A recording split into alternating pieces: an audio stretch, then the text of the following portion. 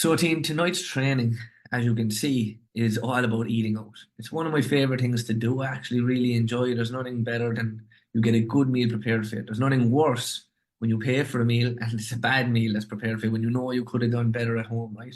Nothing more frustrating than that. It's happened to me many times, which is why I am very selective with where I will eat out now. I'll always check up the menu beforehand and just see, is there something decent I would get here? Is there something that will allow me at least to hit my protein target and good quality meat is something I always look fish even about this training, right? And just understanding how we can go about navigating eating out a little bit better so we can become more efficient at it so we can do it guilt free without feeling like we're messing up our progress, right? Because that's often the problem. Someone eats out and they think they've messed everything up. They've screwed up their week's progress, so then they just say, boom, I'm hitting this fuck up button now because I'm after messing things up anyway. And they just snowball into the next meal, and it just turns to a shit show, right? Which is what we want to avoid. So, portion control when eating out. So, tracking your calories, guys, when you're eating out can be a little bit tricky, as you all know, right? Not every restaurant these days has the calories. It can be tricky to know when we have no idea what the ingredients were used. Like, we can't obviously weigh out the food, right? It's just given to us on a plate and you wouldn't be coming to the restaurant with the scales with you, would you? So when eating in a restaurant, the food is not always, but usually tastes better, so much better than what you might have at home, right? If you go to a good place, as I said, and that is probably because it is cooked in so many different things like butter or different types of oils, and then it's topped with basting and sauces just to add more flavor. And for that reason, I would always try and keep about an extra 400 or 500 calories spare for that day when you eat out, as there are 100% hidden calories in restaurant food, right? It's just the way it is. The chef doesn't care about your macros or your calories. He just wants to make sure it tastes good, right? So, of course, as you understand, it is much easier to stay on track when you're eating at home, right? As you know exactly what kind of food you're making, what was used, you're weighing it out, you're tracking your calories, you're eating, something that's basically your portions, right? If you are using portion control technique, obviously that's a more advanced one when you do become better at tracking or eating more intuitively. But again, you have a better idea of what's on the plate, right? So we didn't have to cut out, you know, anything completely, right? To achieve our goals, you must understand that you have to be just more aware of what's in these restaurant foods, right? Just be a bit more strategic with how you actually go about fitting them in. And I never want any of you guys to feel like, you're restricted, that you can't, or anything like that. But just remember, there is always a smarter choice that you can make from the menu. That's something I want to make clear. So that's essentially my main advice, is to help you guys understand how to make those smarter choices, right? So that you can still stay on track and work towards your goals. And it's also important to understand that one meal out won't completely derail your progress. Even if you did make a wrong decision, whatever you do, don't hit the fuck up button. You draw a line on the sand and you get yourself back on track. That's always the way, okay? And it's the decisions that you make on a daily basis over a long period of time that count the most, rather than one slip up every now and again. Okay, so when you're eating out, you can use your hand as a measuring tool, okay, to give you a rough idea of the portion sizes.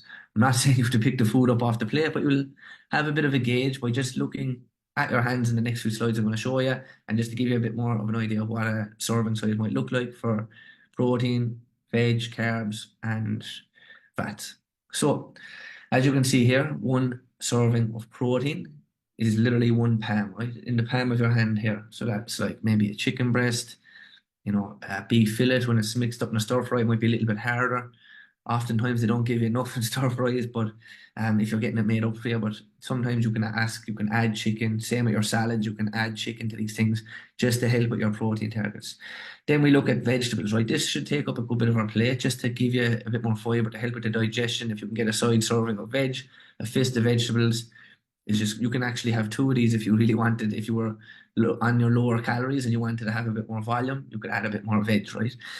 Then you have a serving of carbs, one cup here is what we can see. Depending on where you're at with your goals, if you're gaining, if you're cutting, you might end up having 2 or 3 cups if you're gaining, but if you're cutting, you might only have 1 to 2, okay?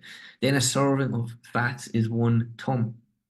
As you can see, it's hard to measure, of course, when it's liquids, like, your oils. If you're adding a bit of oil to something, it can get a bit messy. At Greek restaurants in particular, they love their olive oil and stuff like that. So you just need to be very careful with fats, because the one thing about fats is it's 9 calories per gram. I know you might have heard this before, but it's good just to go over these things. 9 calories per 1 gram of fat, okay? Whereas carbs and protein are 4 grams. So if you do the maths there, it's very easy to overconsume. So if you have 2 tons of fats, you'll consume much more calories even than you would in the palm and the fist of, or the cupped hand of carbs. Quite easily, it can add up very fast. So we need to be careful with our fats, okay? Let's look at protein, right? So 1 palm of protein, roughly give or take 20 to 30 grams, right? Roughly. What kind of protein sources are we looking at here? You know, we're looking at meat, chicken, beef, mince, turkey, fish, like tuna, salmon, cod, any kind of white fish really is really high in protein and usually quite lean. When it's battered, of course, you need to remember there's going to be more fats in something that's battered. And eggs, of course, as we know, you probably see social media put out about breakfast. Maybe you haven't, but if you have, you'll know I'm a big advocate for getting eggs for breakfast. Very easy to manage, very easy to track. You can always ask for if you're getting eggs Benedict or sauce on the side, for example. You can always ask for another source of protein with it, whether that's some bacon, whether that's salmon or pulled beef. There's always really good options to hit a high protein breakfast when you eat out, okay? Then we have things like Greek yogurt, Icelandic yogurt, super high in protein. Oftentimes you're in a restaurant and you're looking at their kind of, unless it states that it's really Greek yogurt, a lot of times it's not low fat. So again, you just need to take that into consideration. If you were having something that was Greek yogurt based, like fruit salad, sometimes they have acai bowl, sometimes, just be aware of these things. Okay, it's good to be aware. Cottage cheese, not that you're probably getting that often. Sometimes it's in a starter that you can get some cottage cheese, so we know it's high in protein. So if you are having a starter cottage cheese with whatever it's served with, it's going to give you a nice little dose of protein. Okay. Then we move on to our carbs. 1 cup hand of carbs is roughly 20 to 30 grams of carbs. So as you can see, it's quite close to the protein because they're both 4 grams, right? 4 grams. So, or sorry, 4 calories, I should say, per gram. So, sorry, I just got a little bit confused there, but you can see the choices that we have: potatoes, pasta, rice, oats, fruit, beans, right? Many different types of carbs. Usually the dishes you're going to see out will be potato based, pasta based, rice based, right? Next thing we look at is our fats. So, like I said, 1 ton of fat is usually 7 to 12 grams, right? 7 to 12 grams. So this is where we need to be careful. As I said, fats are 9 calories per gram. So if we have 10 grams of fats, that's 90 calories straight away. If we have 20 grams, that's 180 calories. So it adds up pretty quickly. So examples of fats that you'll often, get in your restaurant foods: oils, olive oil, sunflower oil, coconut oil, different types of nut butters. Like with nut butters, you'll often see these in Chinese and Indian restaurants. A lot of the sauces get mixed in with oils, butter, which makes the calories add up very, very quickly. So my advice is, like, I love good Chinese as well, or an Indian, they taste incredible, right? Rule of the dish, whatever it may be, let's say something sweet and sour chicken, whatever it is you like, separate the meat from the dish that it's been in, like the carton that it may be, and you can pull out some of the veg, and there's still going to be some sauce on it, but you're going to eliminate so many calories by not pouring that liquid over your plate with your rice, your chips, and your chicken or your beef, whatever it is that you're having in those dishes. So separate the meat from the sauce and save yourself an absolute ton of calories. It was a hack that I used a lot anytime I would eat, if I ever eat in one of these style of restaurants. Butter is another thing, obviously, we need to be careful of. Steaks often can be cooked in a lot of butter. It adds up really quickly. Almost everything in restaurants, like meat-based, can be cooked in some sort of butter or oil, right? As I said, the chef doesn't care about your calorie targets. They will lash it on a ton, and they'll just make sure it tastes great, right? Because they want to get a good review. So just be aware of that. That's why I'm saying make the allowances. This is why you make the allowances for the meals. You don't have to stop eating out, as I said. Make the allowances. Avocado, as we know, is another, fat. Is generally healthy, but if you overconsume like too much of it, there's like you can overconsume healthy foods as well. Because people think just because nuts are healthy that you can't, they won't do anything bad. They'll literally send you way out of your calorie deficit. If you're snacking on nuts, if you're at an office desk and you're snacking on nuts throughout the day, you can guarantee like those calories are counting. They're going to send you into the stratosphere if you consume the pack of nuts. And then people often wonder why they're struggling to lose weight because they're nibbling on things like nuts. Nuts are great, they're healthy, so many antioxidants, so many nutrients, but they still have calories that we need to be aware of. So we need to know like our thumb size portions. One thumb of nuts is more than enough. More than enough, okay? Then we've cream, which if you're getting things like mashed potatoes when you're eating out, they're going to contain cream. 9 times out of 10, 99%, I would say out of 100 even. Other creamy based sauces as well we need to be aware of that would have a lot of cream in them. You don't want to be lathering this all over your meal. This is again where the calories can add up quite significantly. And instead of a meal being maybe 800 or 900 calories, it can turn into 1,500, 1,600 very, very quickly. So like you're nearly doubling, right? Just by you using all the sauces, the creams, the butters and whatnot. That's why you always try and ask for sauce on the side if possible, or you separate the meat from the sauce and the Chinese, Indian style dishes, okay? We have our vegetables, right? So vegetables are, essential. They provide our bodies with so many vitamins, minerals, as well as other macros and micronutrients, right? And we can also fill our plates up with this. Sometimes they can be coated in an oil as well. Oftentimes people think like salads is always a great option. You won't, but sometimes it's absolutely covered in some sort of Caesar dressing. That again will add a significant amount of calories. So, some places are fine. If you've been there before, the difference, and some places just absolutely try and destroy it, right, and just give it. It becomes soggy even, right? Some of the leafy greens. So some great options again, for our veg to give us that bit of fiber to help with digestion and to help, break down our whole digestive process when we're consuming these foods that we are having in a restaurant. Broccoli, peppers, carrots, peas, salads, rocket, lettuce, spinach, all these are going to provide a ton of macro and micronutrients. Okay, so we can stock up with a fistful of those, or even two if we want to add a bit more volume and we're deeper into our cut. Okay, we're on lower calories. And the quantity of food will depend on the person, right? We're all shaped a bit differently. Some of us are bigger, some of us are smaller, so the quantity of food will vary for each person when you do portion control. Everyone's body is built a bit differently, including their hand sizes when we are trying to do a portion control. And this will affect your calorie intake. So there is no one size fits all, as we all have different bodies, there's different goals that we want to achieve. Okay, so if you are in a calorie deficit, you might have 2 servings of veg, as I said, to bulk it up a little bit more to add that bit of volume. You could also have an extra portion of protein depending on the size of the person. You might have 2 pounds of protein, which would give you 50 to 60 grams, right, of protein if you're a bigger individual. Some people will only need 1 serving, right? So the lean sources of protein can be relatively low in calories, and they're very satiating as well, as we know. They want to keep you feeling fuller for longer, okay? And it might stop you picking at the other stuff that's on the plate as well if you eat the protein first. So that's another thing. Always have your protein intake front of mind, guys, okay? We should always be thinking, can I get in my 2 grams per kg of body weight? Can I, if you're an 80 kg person, you're going to try and hit at least 160. If you're a 60 kg person, you're going to try and hit at least 120. Okay, so it's quite easy to work out based off your weight. Out to 60 grams of protein, that's quite a substantial amount. That might be nearly half your intake. Just say you're traveling, you're on holidays, you can only get the chance to eat 2 meals in the day. If you have a really high protein dense meal for lunch and then you might have another one in the evening, you've hit your target. It's a good chance you're not going to send yourself way over your calories. Okay, so if you are eating a higher calorie diet, you're in a gaining phase, you're out of the cut, you're in the reverse dieting phase, you might allow for 2 to 3 servings of carbs. If, for example, as I said, you're trying to bulk or gain, okay? Or, if it's your post-workout meal, maybe it's good to time sometimes your meals out as well after exercise. As we know, your body is more, your insulin levels will help you absorb the nutrients better after a workout, okay? Because we've spiked it, and then it's going to shuttle the nutrients in to the muscle, and it's going to allow us to utilize that food, even though it mightn't be the best quality. It'll utilize it better than if we were having a rest day, for example. So another kind of tip I like to do, if you ever are having like a cheat meal or a free meal, I don't even like calling it a cheat meal, like a free meal, you're getting a takeaway, have it on your hardest training day. Like you earned it, you're treating yourself to this. Your body will utilize that food much better. Okay? How to make allowances for social occasions. And this can be very simple, guys, if you think about it, right?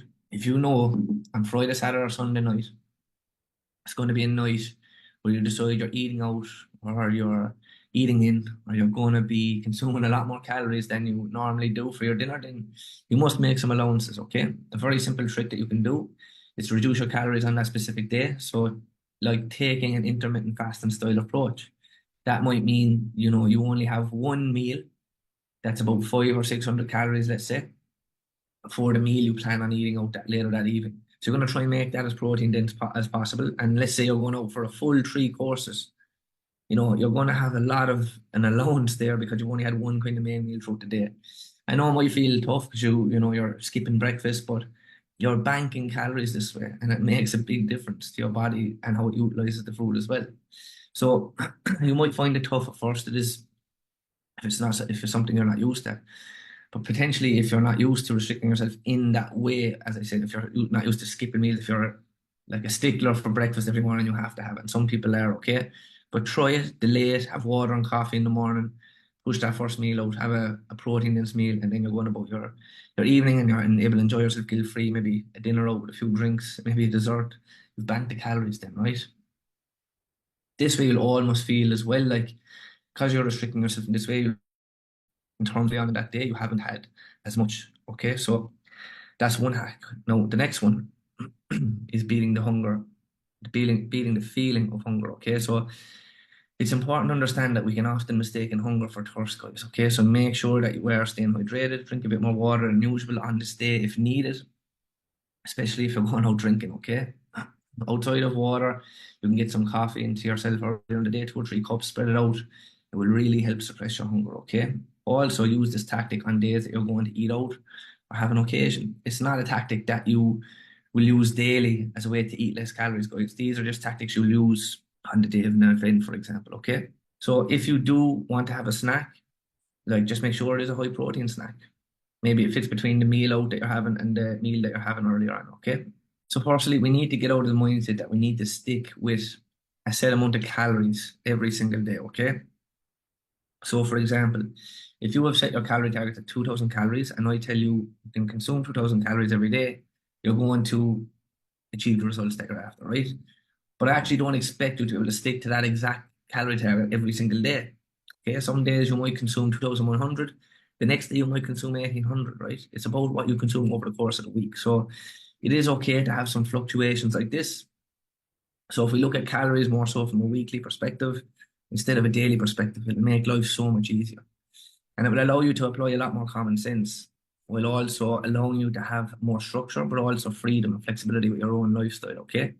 So if you have a night out, a weekend away, a wedding coming up, whether it be midweek or at the weekend, you know that you can plan ahead and make these allowances in advance. Okay. So important to understand that so that you can literally just fully enjoy that occasion.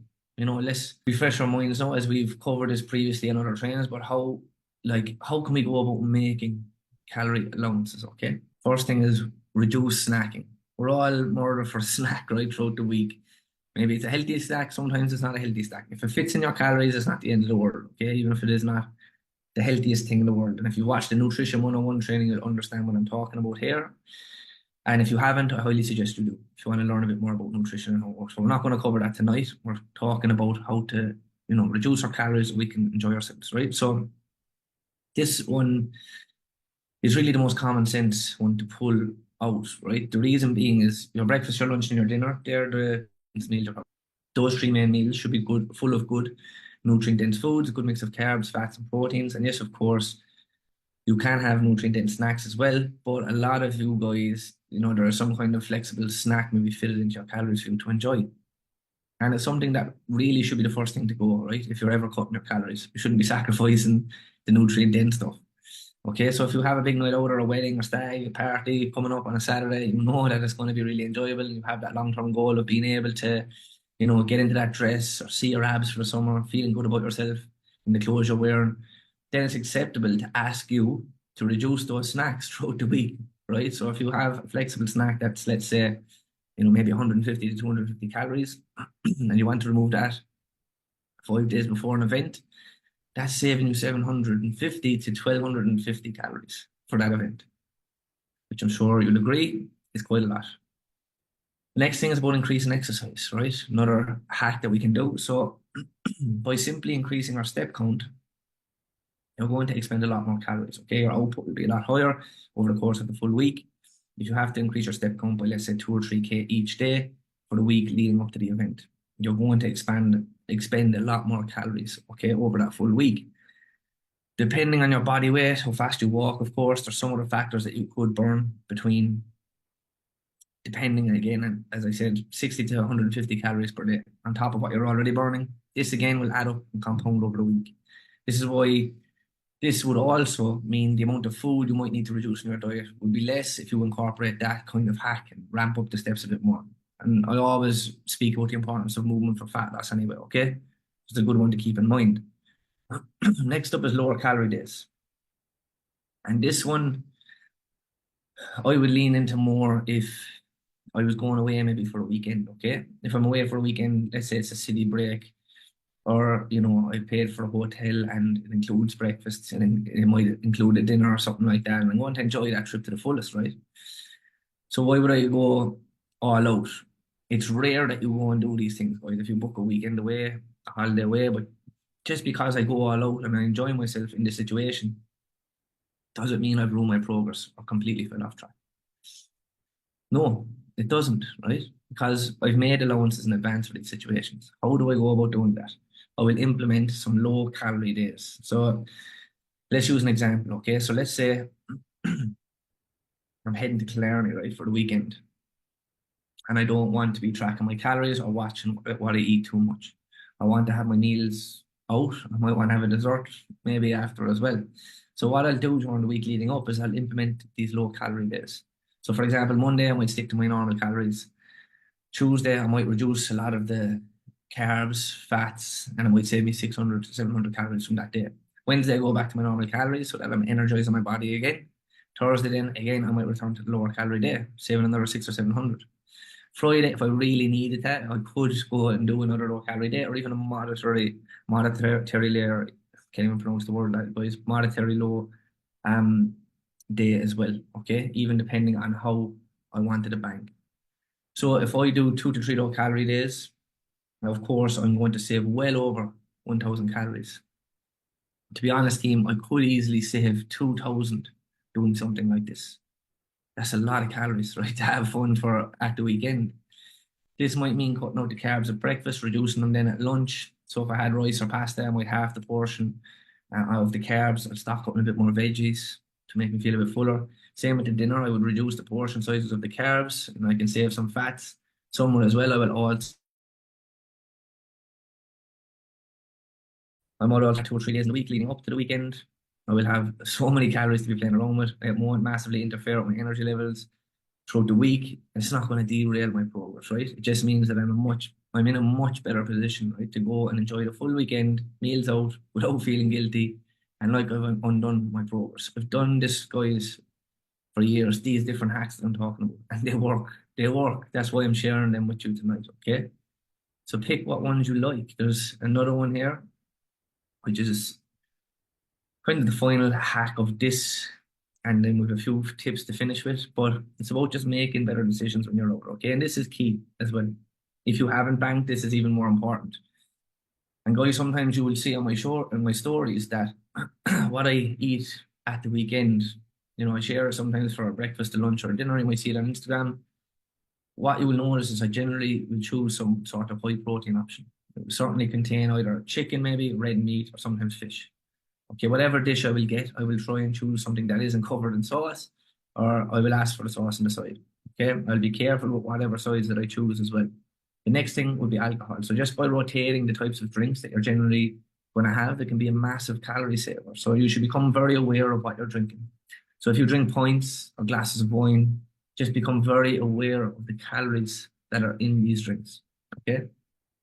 And by becoming aware of the calories, then you're going to see, right, maybe there's a lower calorie option I can choose here. Maybe I'll have 1 or 2 wines and then I'll switch to something a bit lighter. 1 or 2 beers, I'll switch to something a bit lighter. Okay, so you could rotate it. There's a lot of light beers now as well these days on the market. Coors Light, Bud Light, Corona Light, and Magners Light or Bulmers Light, whatever. So many low calorie options, which makes life easier. That was never the case years back. This is a new thing. Even ciders, as I said, Bulmers Light was something new I've only seen lately. So they're doing this because people are becoming more health conscious. They're more aware of their calories. Before 10 years ago, people didn't really think about these things too much. Now we're becoming much more aware, which is a good thing because we can control our diets a bit better, which will allow us to get in shape. Of course, you still want to have some alcohol on a night out. and let loose a little bit. But if you can save somewhere by choosing the lighter versions, it's gonna again save you so much more. So switching to spirits as well. I know it can mess up nights sometimes if you overdo it with the spirits, but vodka gin with a 0 calorie mixer, this is going to save you so much more. Okay, Coke Zero, 7 Up free, something along those lines to mix with it. There will be or gin and tonic. The ladies like quite a lot, right? So there will be some occasions like a wedding where you're going to have multiple courses, but not every time. You know, you don't have to go out and have the 3 courses either. But if you've made the allowances, by all means, go for it. Okay. Sometimes, though, you can just go for the main course, or you might just have 2 courses. You might have starter and main, or you might have main and dessert generally, right? So maybe even you can share the starter and you can share dessert. These are different ways when you're eating out. You either sort of finish to stop yourself and think of significant amount of food, right? That's left in front of you. That's a really helpful one. And team, by implementing these simple strategies, right, you can eat out and you can enjoy the same food as everyone else and still get fantastic results. These are some of the hacks that I've used over the years. And as I said, they've worked so, so well for me. So just to finish, some key principles to follow, and then we're done. So we're doing pretty good for time here. So there are a number of key principles that I always follow when I eat out that have stood to me for years and they will stand the test of time as well. So it's good to have these principles in place. So it has helped me stay in shape year round while still being able to eat out, enjoy myself, go for a few drinks, fit in social occasions, holidays, weekends away and whatnot. So it is one of my favorite things to do is eat out in a good restaurant. So I didn't want to cut that out to get in shape. I had to adapt so I can still eat out guilt free, right? So I also wanted to be in shape, right? So I had to learn how to implement these strategies that I'm teaching to you now. So these key principles here, let's run through these. First one is slow down, right? So if you eat too fast, it makes you less aware of getting full. Therefore, increases your likelihood of overeating. So slow down your eating, chew the food, don't inhale it. It's going to mess up your digestive system. Do you ever feel really bloated as well after a meal because you just absolutely gunned it and got it down your throat as quickly as possible? A lot of times that's what causes the bloating. You haven't chewed your food properly. You haven't helped it break down. And that's what we're doing when we're chewing our food, just giving our stomach a chance to not have to do as much work. So just remember that. Chew your food a bit more. Plus, it will send the signals to your stomach that you are full at the right time rather than you've eaten so much, but the signal hasn't had a chance to reach the stomach, right? So you just keep going. The next one is choosing grilled, baked, steamed, boiled options, okay? Foods listed as breaded or smothered in some sauces are going to come with so many extra calories. So try and opt for options I mentioned if you want to save yourself a ton of extra calories, okay? So oil up your portion sizes is the next one. Some restaurants, they tend to serve up much larger portion sizes that you might have than you might have at home, right? So just because they serve you a massive portion, it doesn't mean that you have to eat it unless that fits in, you can fit it in, you've made the allowance, okay? That's just something to take note of. Again, sauces on the side, we've touched on that one. Always ask for the sauce on the side. It will save you a ton of calories, okay? When it's poured over your food, there's no way of controlling the amounts that you want to consume. This is a funny one, but pour your drink over your food, right? I know it's a little bit extreme, but it works. If you're someone who really struggles to stop themselves from picking at the leftovers, you know, when you're done, you're eating and then there's leftover food and you're waiting for the waiter to take it away and you end up picking at your own, maybe someone else's as well. And before you know it, you've racked up so many more calories, right? So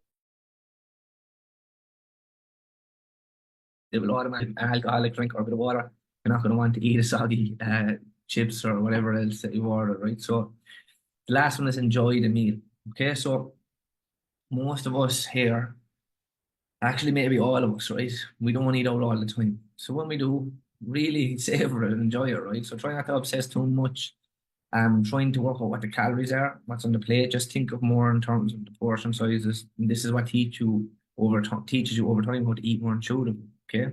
Some restaurants or food chains, as I said, you might be able to figure out the calories that are on them on the app or the fitness pal. Most you will be unable to see, so don't stress if they're not a proper chain that's worldwide. It's only one meal out. You can still guesstimate the calories. You can still log in on MyFitnessPal. You can still log in on the app and get a gauge of what you might think it was. And that's a good way of learning more as well about the food on the plate. What actually was it like? Was that, Sometimes they'll tell you the grams of the steak or the chicken. I'll add that. So you can see, okay, this is 350 calories or whatever it is, right? So it is good to, if you get into the habit of it in the beginning, you can track it, have a gauge. What is it? Okay, this is what I had. It might be within a range, right? You mightn't have guessed exactly what it is, but you're guesstimating. You're learning more as well about the food that's you're consuming and it's on the plate. Okay, and then over time you don't have to do that. You just are able to eat intuitively. Okay, so of course, guys, I'm all for being conscious, right, of these extra calories and saving some unnecessary calories where possible, but try not to let it take away from the enjoyment of, eating your meals out. Okay, if you love it as much as I do, it's a very important thing. So remember, if you have already made allowances for your meal, like you banked your calories enough, got the extra activity in, then you're absolutely golden. Okay, so that's it, team. Let me know if there's any questions in the chat, please.